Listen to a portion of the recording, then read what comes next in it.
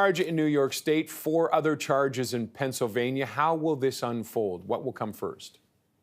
Sure. Pennsylvania obviously has him in custody.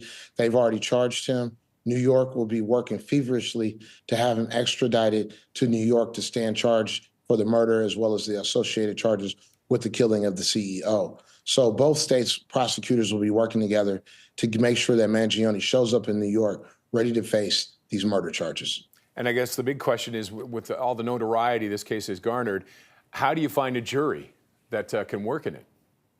That's going to be very difficult and tricky. I'm sure, certainly, if I was Mangione's defense team, a change of venue was something I would certainly be looking for in terms of getting it away from New York City and somewhere out where there's less penetration of the media coverage.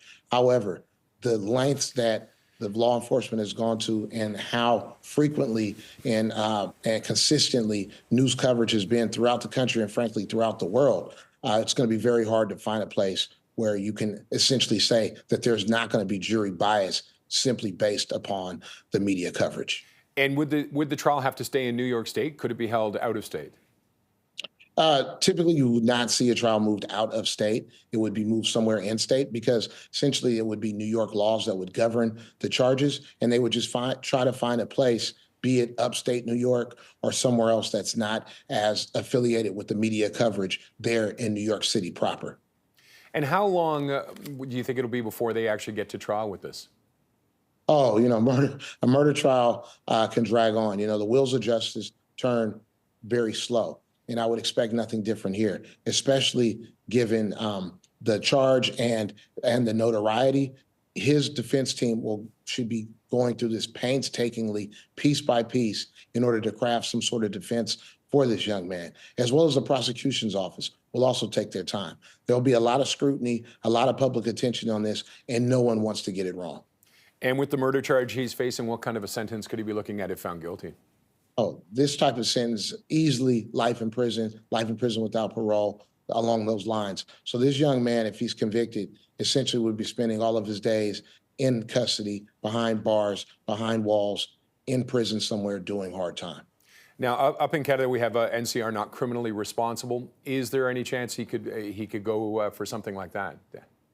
Yeah, competency is always going to be something that should be explored by the defense team, and I'm sure they'll look at that. We don't know much about him in that aspect of it all right now, although we do know that he had a medical procedure, a surgery, and from there his family said he had no contact. Perhaps something snapped. He had some type of psychological break, perhaps influence of pain medications, which we know are known to be very addictive and mind altering, also could be something that the defense team will bring to bear on behalf in terms of explaining away his conduct. As we know in America, you're innocent until proven guilty, although the media coverage is pretty damning, especially given the leaks that have been made about some of the evidence law enforcement picked up along the way in terms of investigating this crime. And with those leaks, would that affect the trial at all? Those will be some of the arguments that the defense team will be making and saying, hey, how can this man expect to get a fair trial when we're talking about things that were written on bullets? We're talking about his background, when we're consistently showing the video about how this happened. And so those leaks and information that was made available to the public will be some of the first exhibits the defense team will be talking about when they ask for a change of venue. Okay, we're almost out of time, but one last question before we go. Bail, any chance of that? Not on a crime like this. No chance of that. It was a very high-profile crime, and if given what they say he did, he also tried to flee the state and get away, and he had fake IDs and a number of different resources. So I do not see bail for this person at all, period. Okay.